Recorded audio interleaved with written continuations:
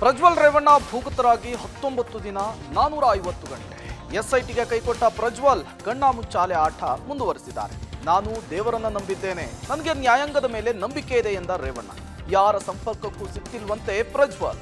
Pen drive ಸೂತ್ರಧಾರನ ನಿವಾಸದ ಮೇಲೆ SIT ದಾಳಿ. ಎಲ್ಲವನ್ನು ನೋಡೋಣ ಕರ್ನಾಟಕ ಟಾಪ್ 20ಯಲ್ಲಿ.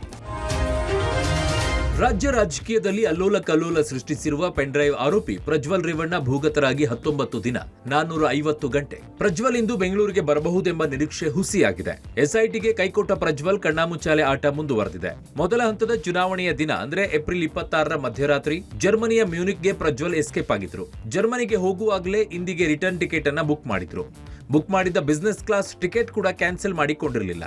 ಹೀಗಾಗಿ ಪ್ರಜ್ವಲ್ ವಾಪಸ್ ಆಗಬಹುದು ಅಂತ ಎಸ್ಐಟಿ ಅಧಿಕಾರಿಗಳು ಅಲರ್ಟ್ ಆಗಿದ್ರು. ಆದರೆ ಮಧ್ಯಾಹ್ನ 3:30ಕ್ಕೆ ಮ್ಯೂನಿಕ್ ನಿಂದ ಹೊರಟ ಲುಫ್ತಾನ್ಸಾ ಏರ್ಲೈನ್ಸ್ ವಿಮಾನ ಏರಲಿಲ್ಲ ಪ್ರಜ್ವಲ್. ಒಂದು ವೇಳೆ ಮ್ಯೂನಿಕ್ ಏರ್ಪೋರ್ಟ್ ನಲ್ಲಿ ಚೆಕ್ ಇನ್ ಆಗಿದ್ರೆ ಆ ಕೂಡಲೇ ಅಲ್ಲಿನ ಇಮಿಗ್ರೇಷನ್ ಅಧಿಕಾರಿಗಳು ಎಸ್ಐಟಿಗೆ ಅಲರ್ಟ್ ಮಾಡ್ತಾ ಇದ್ರು. ಆದ್ರೆ ಪ್ರಜ್ವಲ್ ಏರ್ಪೋರ್ಟ್ ನತ್ತ ಸುಳಿಯಲೇ ಇಲ್ಲ. ಇನ್ನು ಪ್ರಜ್ವಲ್ ರೇವಣ್ಣ ವಾಪಸ್ ಬರುವುದರ ಬಗ್ಗೆ ಮನೆಯವರಿಗಾಗಲಿ ಆಪ್ತರಿಗಾಗಲಿ ಯಾವುದೇ ಮಾಹಿತಿ ಇಲ್ವಂತೆ. ಯಾಕೆ ಹೋದ್ರು, ಏನಕ್ಕೆ ಹೋದ್ರು, ಯಾವ ಬರ್ತಾರೆ, ಇದು ಯಾರಿಗೂ ಅದ್ರ ಸುದ್ದಿ ಸುಳಿವು ಇಲ್ಲ. ಅವ್ರ ಮನೆಯವ್ರಿಗೂ ಗೊತ್ತಿಲ್ಲ, ನಮಗೂ ಕೂಡ ಗೊತ್ತಿಲ್ಲ. ಕೆಆರ್ ನಗರ ಸಂತ್ರಸ್ತೆ ಅಪಹರಣ ಪ್ರಕರಣದಲ್ಲಿ ಜೈಲು ಸೇರಿದ್ದ ರೇವಣ್ಣ ನಿನ್ನೆ ಪರಪ್ಪನ ಅಗ್ರಹಾರ ಜೈಲಿಂದ ರಿಲೀಸ್ ಆಗಿದ್ದಾರೆ. ಮಾನಸಿಕವಾಗಿ ಕುಗ್ಗಿರುವ ಎಚ್ಡಿ ರೇವಣ್ಣ ಬಂಧನ ಹಾಗೂ ಜೈಲುವಾಸದ ಶಾಕ್ನಿಂದ ಇನ್ನೂ ಹೊರಬಂದಿಲ್ಲ. ನಿನ್ನೆ ಜೈಲಿನಿಂದ ಬಿಡುಗಡೆಯಾಗುತ್ತಲೇ ದೇವೇಗೌಡರ ನಿವಾಸಕ್ಕೆ ನೇರವಾಗಿ ಬಂದು ಬಳಿಕ ದೇವಾಲಯಗಳ ಮೊರೆ ಹೋಗಿದ್ರು. ಲಕ್ಷ್ಮೀ ವೆಂಕಟೇಶ್ವರ ದೇವಾಲಯ, ಚಾಮುಂಡಿ ದೇವಸ್ಥಾನ ಸೇರಿ ಹಲವೆಡೆ ವಿಶೇಷ ಪೂಜೆ ಸಲ್ಲಿಸಿದ್ರು. ಇವತ್ತು ಕೂಡ ಬೆಳಗ್ಗೆಯೇ ಬಸವನಗುಡಿಯ ಲಕ್ಷ್ಮೀ ವೆಂಕಟೇಶ್ವರ ದೇವಾಲಯ ಸೇರಿ ಹಲವು ದೇವಾಲಯಗಳಿಗೆ ಭೇಟಿ ನೀಡಿ ಸಂಕಷ್ಟ ಪರಿಹಾರಕ್ಕೆ ಬೇಡ್ಕೊಂಡಿದ್ದಾರೆ. ದೇವರ ಮೇಲೆ ಅಪಾರ ನಂಬಿಕೆ ಇಟ್ಟಿರುವ ರೇವಣ್ಣ ಮುಂದಿನ ಕಾನೂನು ಹೋರಾಟಕ್ಕೂ ಸಿದ್ಧತೆ ಮಾಡಿಕೊಳ್ತಿದ್ದಾರೆ. ಜೈಲಿಂದ ರಿಲೀಸ್ ಆಗುತ್ತಿದ್ದಂತೆಯೇ ನಿನ್ನೆ ದೇವೇಗೌಡರ ನಿವಾಸದಲ್ಲಿ ವಕೀಲರ ಜೊತೆ ಮುಂದಿನ ಕಾನೂನು ಹೋರಾಟದ ಬಗ್ಗೆ ಗಂಭೀರ ಮಾತುಕತೆ ನಡೆಸಿದ್ರು. ಇಂದು ಕೂಡ ಹಿರಿಯ ವಕೀಲರ ಜೊತೆ ರೇವಣ್ಣ ಸಭೆ ನಡೆಸಿದ್ದು ತಮ್ಮ ಮೇಲೆ ಬಂದಿರೋ ಆರೋಪದಿಂದ ಮುಕ್ತರಾಗಲು ಕಾನೂನು ಸಿದ್ಧತೆ ನಡೆಸುತ್ತಿದ್ದಾರೆ ಎನ್ನಲಾಗಿದೆ. ಈ ನಡುವೆ ನಾನೇನು ತಪ್ಪು ಮಾಡಿಲ್ಲ, ತಪ್ಪು ಮಾಡದೆ ಶಿಕ್ಷೆ ಆಯ್ತಲ್ಲ ಅಂತ ಎಚ್ಡಿ ರೇವಣ್ಣ ಕೊರಗ್ತಿದ್ದಾರಂತೆ. ಈ ಬಗ್ಗೆ ಆಪ್ತರ ಬಳಿ ಅಳಲು ತೋಡ್ಕೊಳ್ತಿದ್ದಾರಂತೆ. ಇನ್ನು ಜೈಲು ಶಿಕ್ಷೆಯ ಬಗ್ಗೆ ಮಾತನಾಡಿದ ಎಚ್ಡಿ ರೇವಣ್ಣ, ನಾನು ದೇವರನ್ನ ನಂಬಿದ್ದೇನೆ, ನನಗೆ ನ್ಯಾಯಾಂಗದ ಮೇಲೆ ನಂಬಿಕೆ ಇದೆ ಎಂದಿದ್ದಾರೆ. ಸರ್, ನನಗೆ ನ್ಯಾಯಾಂಗದ ಬಗ್ಗೆ ಗೌರವ ಇದೆ, ದೇವ್ರ ಮೇಲೆ ನಂಬಿಕೆ ಇದೆ ಅಷ್ಟೇ. ಅದು ಬಿಟ್ಟರೆ ನಾನು ಏನು ಹೇಳೋದಿಲ್ಲ. ನಾನೇನು ತಪ್ಪು ಮಾಡಿಲ್ಲ, ಮಾಡದೆ ಶಿಕ್ಷೆ ಆಯ್ತಲ್ಲ ಅಂತೇಳಿ ಅವರು ತುಂಬ ಯೋಚನೆ ಮಾಡ್ತಾಯಿದ್ರು, ಕೊರಗ್ತಾಯಿದ್ರು. ಅತ್ಯಾಚಾರ ಆರೋಪಿ ಪ್ರಜ್ವಲ್ ನಾಪತ್ತೆಯಾಗಿ 19 ದಿನ ಕಳೆದಿದೆ.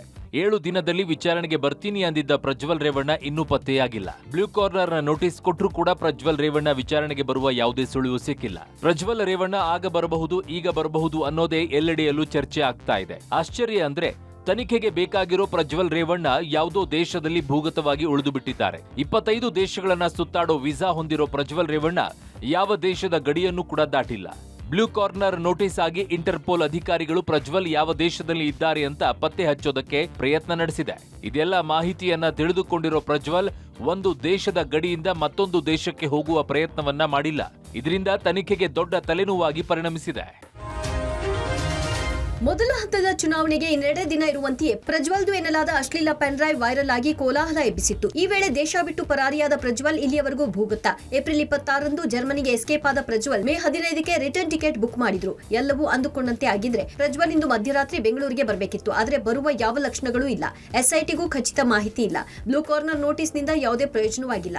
ನನ್ನ ಮನಸ್ಸು ಸರಿ ಇಲ್ಲ, ಜರ್ಮನಿಗೆ ಹೋಗ್ತಿದ್ದೇನೆ, ಒಂದೆರಡು ವಾರ ಬಿಟ್ಟು ಜರ್ಮನಿಯಿಂದ ವಾಪಸ್ ಬರ್ತೀನಿ. ಏಪ್ರಿಲ್ 26ರಂದು ಹೀಗಂತ ತಾಯಿಗೆ ಹೇಳಿ ಜರ್ಮನಿಗೆ ಹೋಗಿದ್ದ ಪ್ರಜ್ವಲ್ ಅಲ್ಲಿಂದ ಇಲ್ಲಿಯವರೆಗೂ ಯಾರ ಸಂಪರ್ಕಕ್ಕೂ ಸಿಗ್ತಿಲ್ವಂತೆ. ಪ್ರಜ್ವಲ್ ಫೋನ್ ಕೂಡ ಮಾಡಿಲ್ಲ ಎನ್ನುತ್ತಿದೆ ಆಪ್ತ ಮೂಲಗಳು. ಪ್ರಜ್ವಲ್ನ 2 ನಂಬರ್ ಸ್ವಿಚ್ ಆಫ್ ಆಗಿದೆಯಂತೆ. ಜರ್ಮನಿಯಲ್ಲಿ ಪ್ರತ್ಯೇಕ ನಂಬರ್ ತೆಗೆದುಕೊಂಡಿರಬಹುದು, ಆದ್ರೆ ಅದರ ಬಗ್ಗೆ ಕುರುಹು ಸಿಕ್ಕಿಲ್ಲ. ಯಾಕಂದ್ರೆ ಆ ನಂಬರ್ ನಿಂದ ಯಾರಿಗೂ ಕರೆ ಮಾಡಿಲ್ಲ ಪ್ರಜ್ವಲ್ ರೇವಣ್ಣ.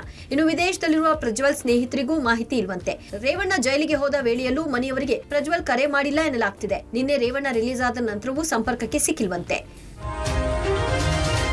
ಪ್ರಜ್ವಲ್ ರೇವಣ್ಣ ಪೆನ್ ಡ್ರೈವ್ ಹಂಚಿಕೆ ಆರೋಪ ಪ್ರಕರಣಕ್ಕೆ ಸಂಬಂಧಪಟ್ಟಂತೆ ಪೆನ್ ಡ್ರೈವ್ ಸೂತ್ರಧಾರರ ನಿವಾಸದ ಮೇಲೆ ಎಸ್ಐಟಿ ಅಧಿಕಾರಿಗಳು ದಾಳಿ ನಡೆಸಿದ್ದಾರೆ. ಹಾಸನ ಜಿಲ್ಲೆಯ 18 ಕಡೆಯಲ್ಲಿ ಎಸ್ಐಟಿ ಟೀಮ್ ದಾಳಿ ನಡೆಸಿದ್ದು ಮಧ್ಯರಾತ್ರಿ 3:30ರ ತನಕ ಪೆನ್ ಡ್ರೈವ್ ಸೂತ್ರಧಾರರ ನಿವಾಸದಲ್ಲಿ ಶೋಧ ಕಾರ್ಯ ನಡೆಸಿದ್ದಾರೆ.